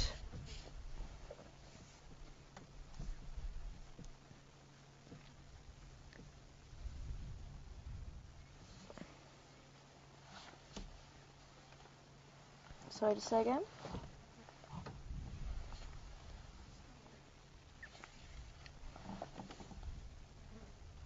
Copy? I'll just check the focus, he says.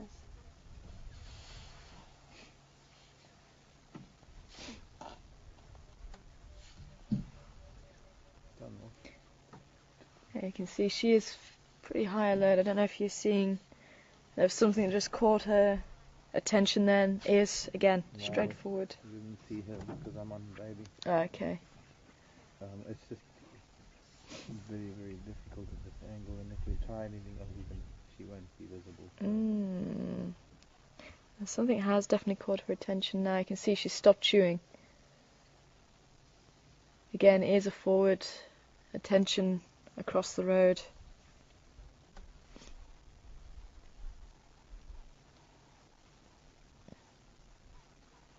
And that tongue is actually quite rough.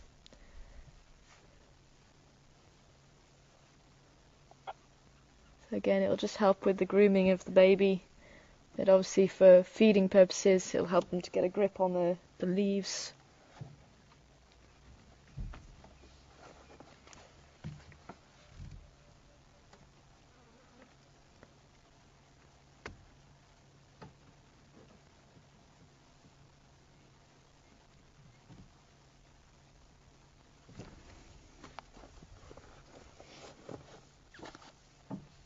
Let's say the baby giraffe would start to be weaned about 6 months, but they can continue on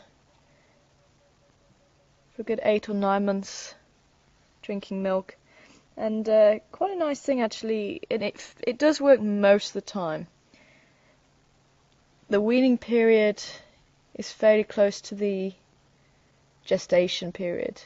With giraffe, they say they're about 14 months gestation. They can go up to about that drinking milk as well, but generally they'll be weaned around 6 to 8. So I say it's a general rule, but it's not a steadfast rule, and it tends to work more for the smaller animals. As I say, it's quite an interesting one.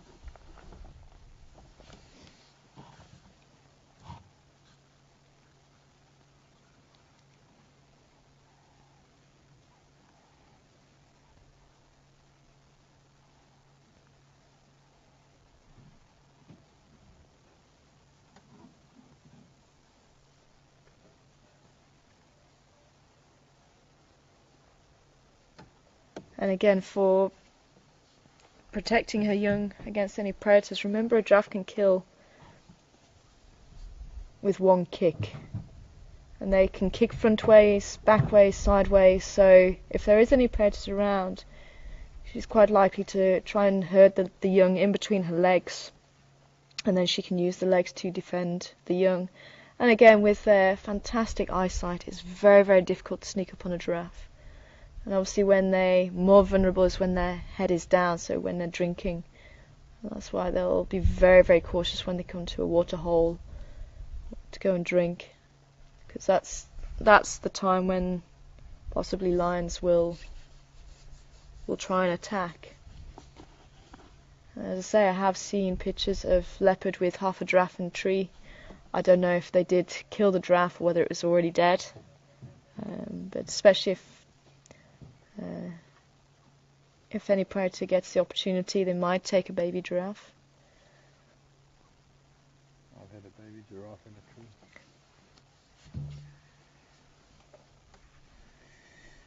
I'm a very big leopard. Sorry? I think I've had a baby giraffe very high up in a tree. Oh, Mark's just saying he has seen a baby giraffe with a leopard high in the tree. Let's say I wouldn't put it past the leopard for a baby giraffe, definitely. And I forget who sent it in. I think it may have been Peggy, but I do forget. I do apologise. But sending in pictures of there was an impala and a cheetah in a tree with a leopard. Penny in Durban. It was Penny. Sorry, not Peggy. It was Penny. I mean, that really was incredible. Apparently that happened in Kruger, and there was an impala and a cheetah that the leopard had killed. The cheetah killed the impala, and the leopard decided that he wanted the kill and killed the cheetah and took both of them up the tree. And Pamela, just going back to your question, I think we had a bit of breakup there as well. And I was answering it. Mark was also saying there was a lot of vultures in the area where they left the cheetah. So that was the other giveaway about there being a kill later on.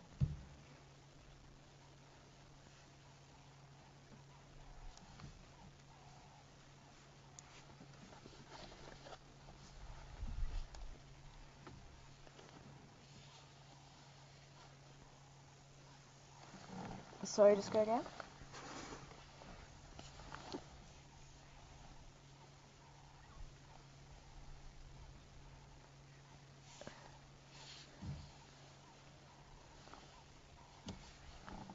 Okay, copy.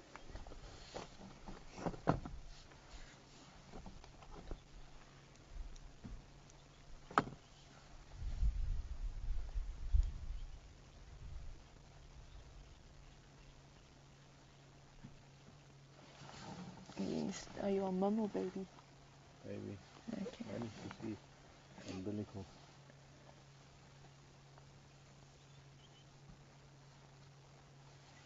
I can't get it's difficult with mom.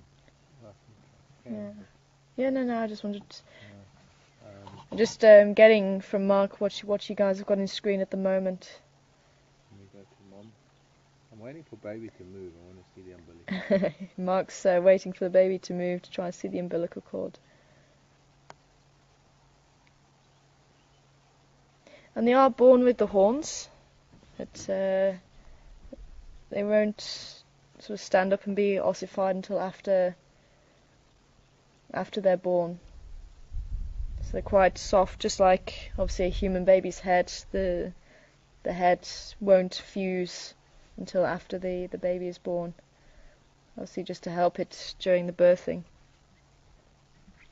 And mother giraffe do not sit down when they give birth, they stand up. And it's thought that it kickstarts the lungs once a baby is born.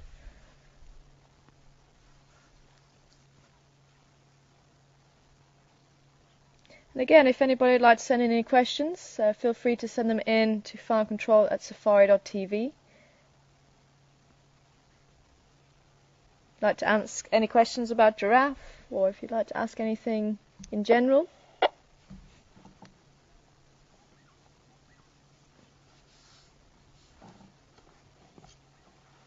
Just remember this is live, so we'll be able to answer it in real time.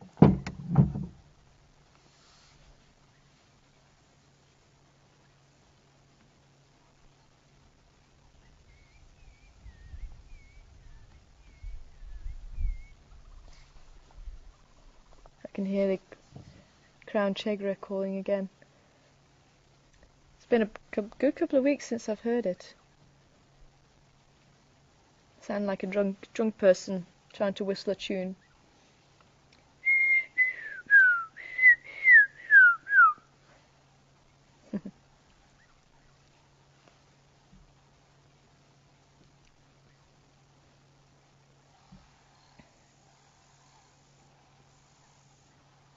And remember, giraffes are pure browsers. They won't eat grass.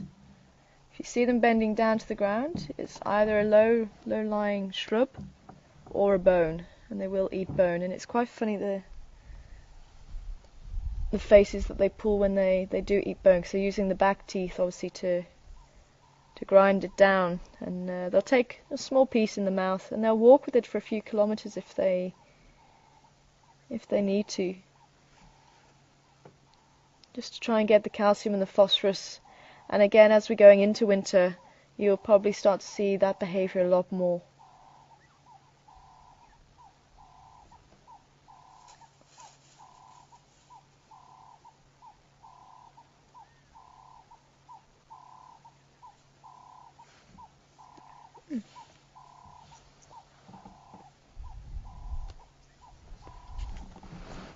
Did you copy that, Mark? No. It's just asking just to open up the iris if you're zooming in that close. It's a bit dark.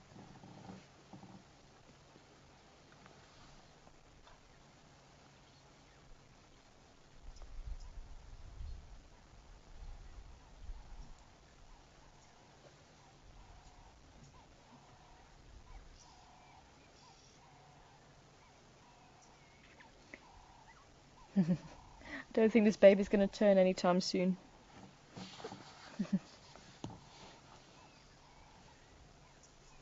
I think he's probably going to get a little bit uneasy. The fact that Mum has walked off is probably going to start following soon.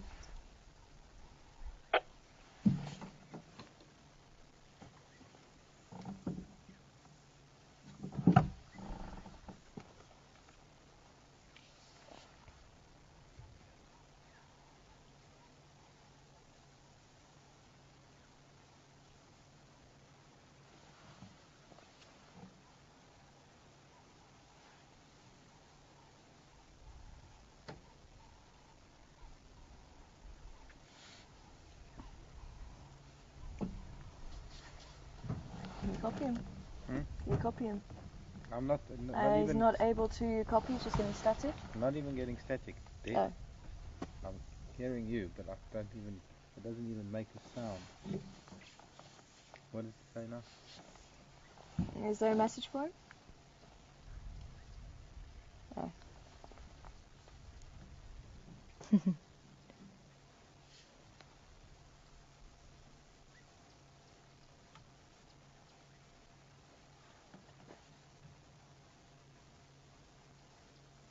Yeah, he's just getting a little bit uneasy now. Mum's a little bit too far from him.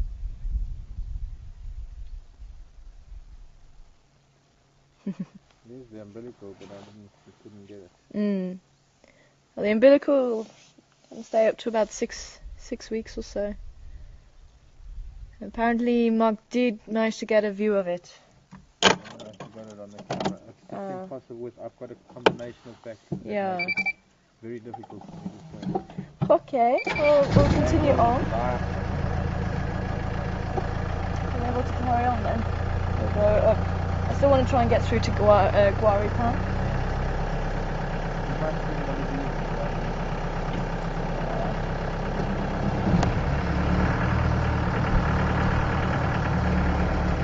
We're going to take Mumba Road back and we'll head up towards Buffelshoek Dam.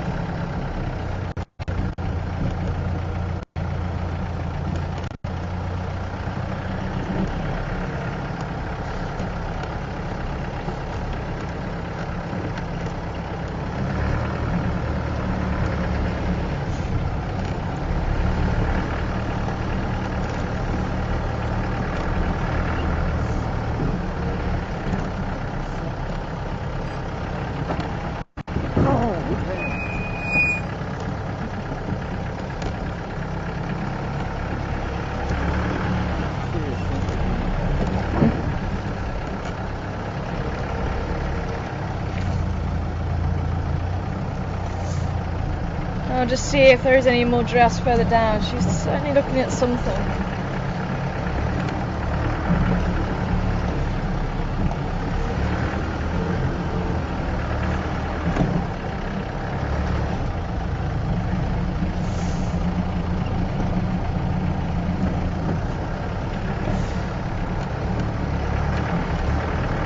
And I'm sure if anybody wants to see the pictures of what we got up to yesterday, they'll be on a blog today or in a couple of days of our first aid training. But it's quite interesting to say what this guy does is sort of not the norm. It's not in a classroom. It's very much practical, because obviously here in the bush, and so that's what he kept reminding us as well, is that we're not in a normal situation. You can have obviously problems that you wouldn't normally come across elsewhere, and obviously being isolated from the nearest hospital, you really need to obviously think about all of that side of things as well. And I remember doing a similar sort of training at the Academy, which was also the first time I've done that sort of first aid training. But it's very good, and it's, you know, sort of putting it into scenarios and obviously discussing them later. So it's a lot more practical, and obviously actually sitting down in a classroom has its benefits, but also in this sort of situation to actually have practical scenarios is helps you to remember. And we've got a couple of vultures circling here.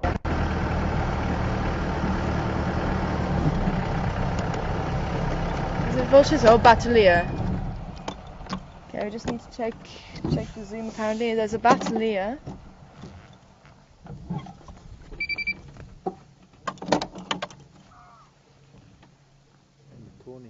Oh, it is a tawny. I was going to say it looked more eagle-like. Can't get them, I'm sorry.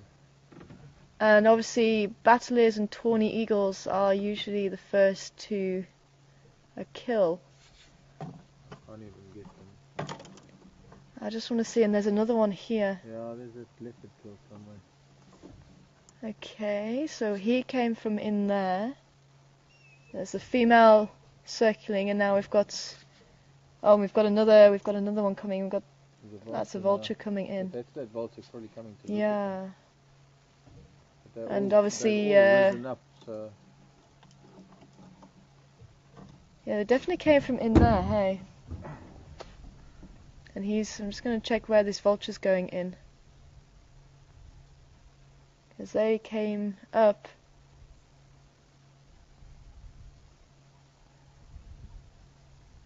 I want to see if that vulture goes in somewhere.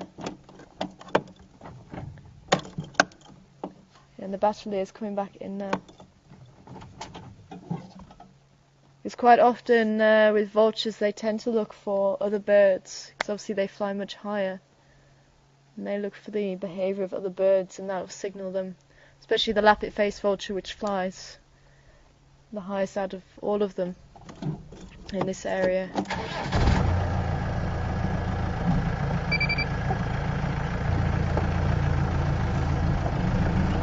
Come on, I'd love to see the leopard this morning. Show us where they are. Got hyena tracks going up and down here.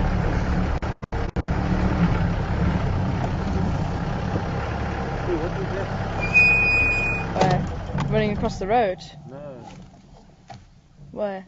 Ran across the top of that termite mound. Oh. Could have been abandoned mongoose.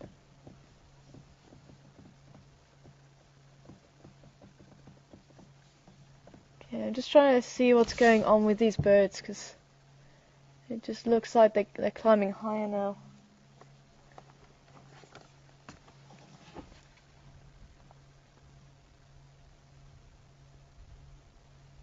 I think that's the tawny eagle again.